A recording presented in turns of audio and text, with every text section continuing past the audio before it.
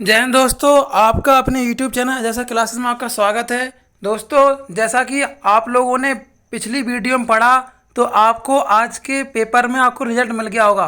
दोस्तों, जो आपने पढ़ा जितने क्वेश्चन थे वहाँ से बहुत ज़्यादा क्वेश्चंस अपने एग्ज़ाम में मिले हैं और मैं आपसे वादा करता हूँ इसी प्रकार के मैं क्वेश्चन आपके लिए लाता रहूँगा जो कि आगामी सभी एग्ज़ाम में आपको काम आएंगे।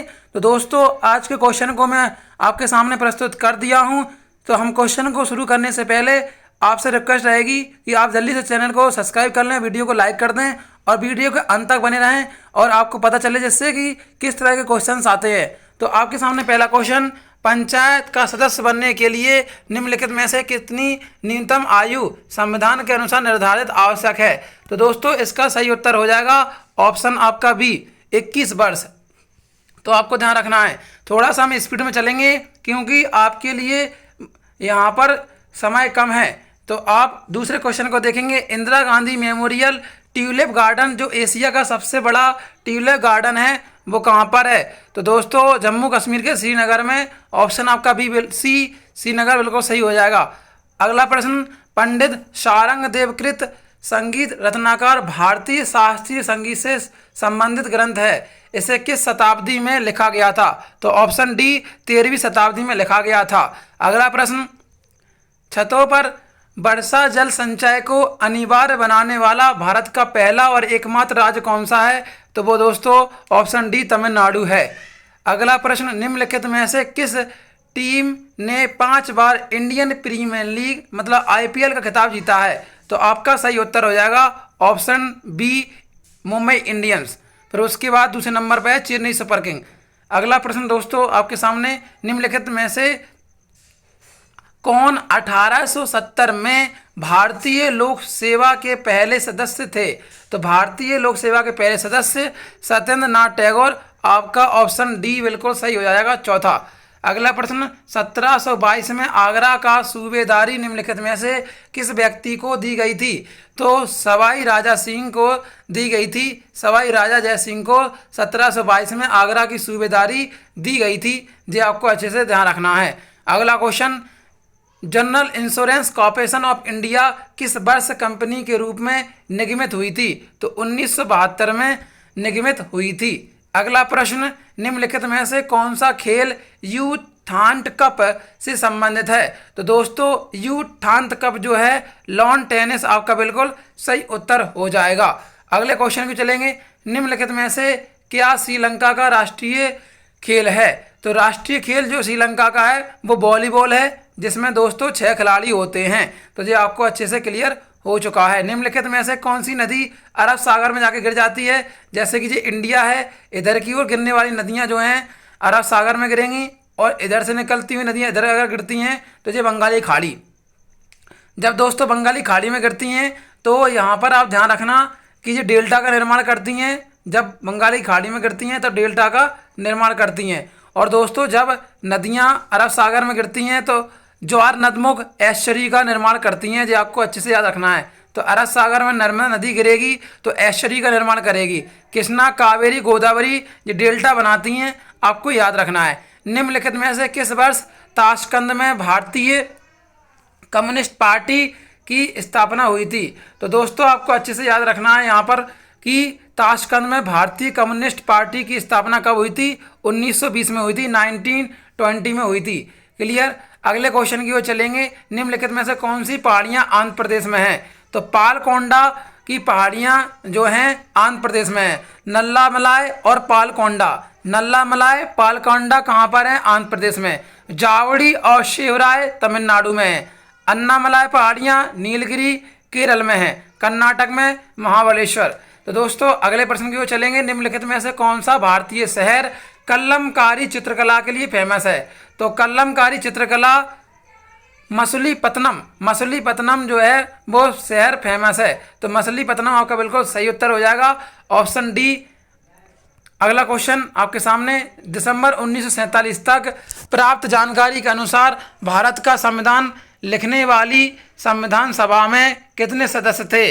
तो दोस्तों, मैंने आपको पढ़ाया ऑफलाइन 299 सदस्य थे, आपको ये अच्छे से पता है। अगला क्वेश्चन, जीडीपी का प्रमुख उपयोग क्या है? तो जीडीपी का प्रमुख उपयोग है किसी देश की अर्थव्यवस्था की स्थिति का आकलन करना, वो जीडीपी का मेजर यूज है। अगला, जीडीपी अपस्फीति का कारक को मूल अपस्फीति कारक भी कहा जाता है।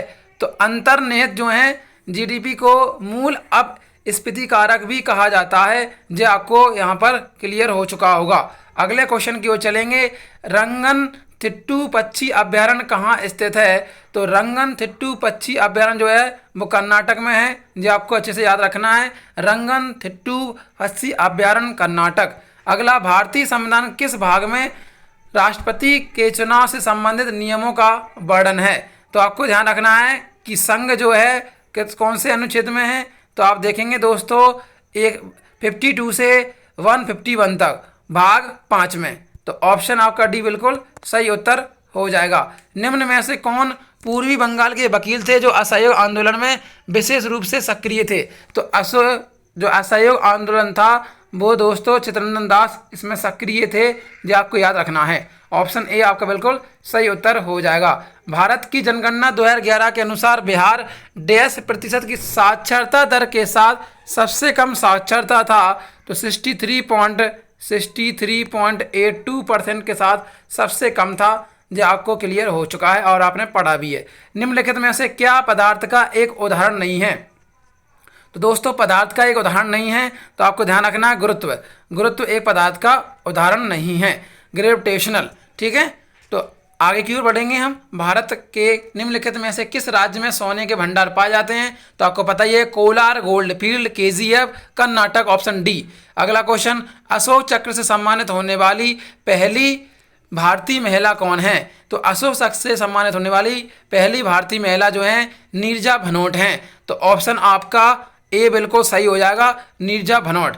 अगले क्वेश्चन में चलेंगे, निम्न ध्यान से देखेंगे। दिल्ली के सल्तनों के मतलब कहने का है, दिल्ली के सुल्तानों के शासन काल के दौरान एक पांडुलिपि तैयार करने के लिए 4 चरण आवश्यक होते हैं। निम्न में से कौन सा नहीं है? तो दोस्तों पाठ को संपादित करना ये एक चरण नहीं है, ध्यान रखना है। दिल्ली के सुल्तानों के शासनकाल के दौरान एक पांडुलिपि तैयार करने के लिए 4 चरण आवश्यक होते हैं। तो उसमें से कौन सा नहीं है? तो ये आपका सी, पाठ को संपादित करना नहीं है। पाठ का लेखन करना बिल्कुल सही, बंद या बाइंडिंग करना बिल्कुल सही, महत्वपूर्ण शब्दों और अंशों को चिन्हित करने के लिए सोना पिघलाना बिल्कुल सही। तो ये आपके सही हो गए, गलत आपका वही था। पंजाब का निम्नलिखित में से कौन सा त्यौहार पारंपरिक रूप से रबी फसलों की कटाई से संबंधित है? तो आपको अच्छे से पता है, बैसाखी। चैत्र के बाद बैसाखी आता है वही। तो बहुत ही इंपॉर्टेंट, जो क्लियर हो चुका है। 1920 के दशक के दौरान अगर बात की जाए, एक उग्रवादी गौरिल्ला आंदोलन आंध्र प्रदेश की कौन सी पहाड़ियों में फैल गया था? तो आंध्र प्रदेश की गौडेम पहाड़ियों में फैल गया था। जो आपको ध्यान रखना है, उग्रवादी गौरिल्ला आंदोलन। तो जो आपको मैंने क्लियर करा दिया। अगला प्रश्न, कोल्ला नालू नृत्य किस राज्य से संबंधित है? तो कोल्ला लल्लू जो नालू है, कोलान नालू जो है वो कौन से राज्य से संबंधित है? कोलान नालू तो आंध्र प्रदेश। तो आपको नाम से ही क्लियर हो गया होगा, कोलान नालू जो है वो आंध्र प्रदेश राज्य से संबंधित है, आपको याद रखना है। अगला क्वेश्चन आ चुका है, वायु वृत्ता में मानव डैश की समंजन शक्ति क्षीण हो जाती है। तो वयोवृत्ता मतलब आंखें कमजोर हो जाती हैं जब बुढ़ापा आ जाता है। अगर इनमें से बात करें, समझ शक्ति जो क्षीण होने लगती है वो आंखों की होने लगती है। अगला क्वेश्चन, ज्ञानपीठ पुरस्कार में क्या दिया जाता है? तो दोस्तों ज्ञानपीठ पुरस्कार में 11 लाख रुपया कैश ले जाओ और साथ ही साथ प्रशंसा पत्र, देवी सरस्वती माँ की कांस्य प्रतिमा दी जाती है। अगला क्वेश्चन, प्रथम आधुनिक ओलंपिक खेलों की शुरुआत 6 अप्रैल 1896 को हुई थी एथेंस में, ग्रीस के एथेंस में हुई थी। जो आपको याद रखना है, प्रथम ओलंपिक की 1896 में। अगला क्वेश्चन आपके सामने, डैश एक व्यापक पद है जिसमें शरीर के भीतर घटित होने वाली सभी रासायनिक अभिक्रियाएं शामिल हैं। तो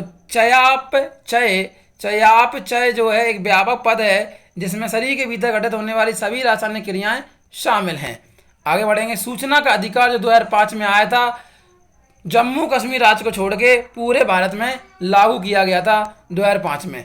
अगला क्वेश्चन, 18वीं शताब्दी के भारतीय युद्धों के संदर्भ में पैदल सेना के सैनिकों द्वारा इस्तेमाल की जाने वाली भारी बंदूक निम्नलिखित में से क्या कहा जाता था? उसको मस्कट कहते थे दोस्तों, उसको मस्कट कहा जाता था। 18वीं शताब्दी में पैदल सेना के सैनिकों द्वारा इस्तेमाल की जाने वाली भारी बंदूक को मस्कट कहा जाता था। अगला प्रश्न, नॉर्थ ईस्ट की बात कर रहा है दोस्तों, तो आपको दिमाग में आ रहा होगा north east small finance bank cooperative कार्यालय का जो मुख्यालय है वो किस शहर में है? तो असम के गुवाहाटी। ऑप्शन डी आपका बिल्कुल सही उत्तर हो जाएगा। कश्मीर के पुरुषों और महिलाओं द्वारा पहनी जाने वाली पारंपरिक जो पोशाक है, जो वस्त्र हैं, वो है फेरन। फेरन आपका बिल्कुल सही उत्तर हो जाएगा, ऑप्शन सी। भारत के आर्थिक सर्वेक्षण को भारत में पहली बार केंद्रीय बजट के एक भाग के रूप में किस वर्ष में पेश किया गया था? ये आपको यहाँ पर ध्यान रखना है। 1950 में पहली बार केंद्रीय बजट एक भाग के रूप में पेश किया गया था। आपको ये अच्छे से याद रखना है कि पहली बार केंद्रीय बजट कब पेश किया गया था? 1950-51 में किया गया था।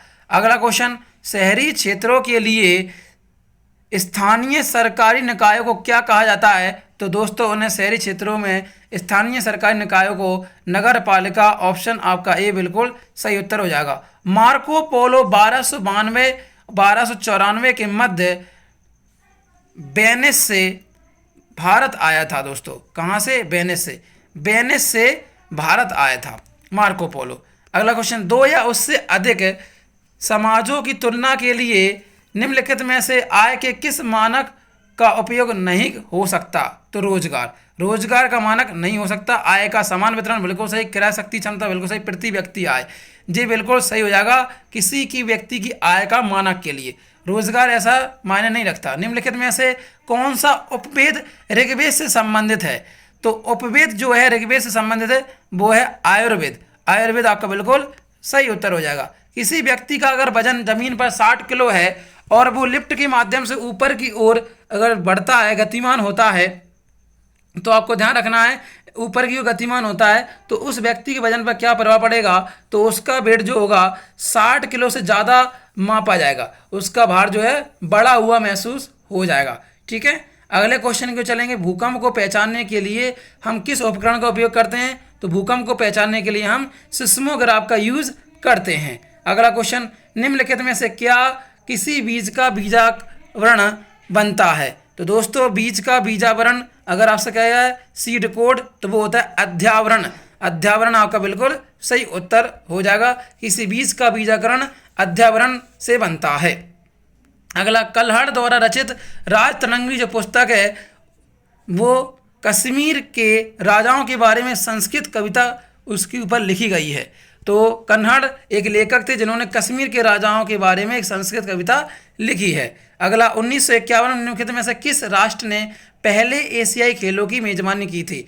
तो दोस्तों 1951 में भारत ने की थी और दूसरी बार भारत ने 1982 में मेजबानी की है, जो आपको अच्छे से याद रखना है। और दोनों बार नई दिल्ली शहर में आयोजित हुए हैं। अगला क्वेश्चन, निम्नलिखित में से कौन सा हिल स्टेशन मध्य हिमालय में स्थित है? तो दार्जिलिंग आपका बिल्कुल सही उत्तर हो जाएगा। दार्जिलिंग पश्चिम बंगाल।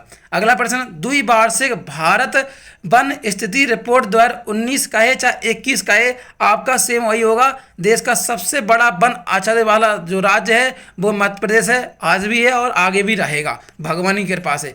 अगला क्वेश्चन, निम्नलिखित में से कौन सा कथन सत्य है दोस्तों?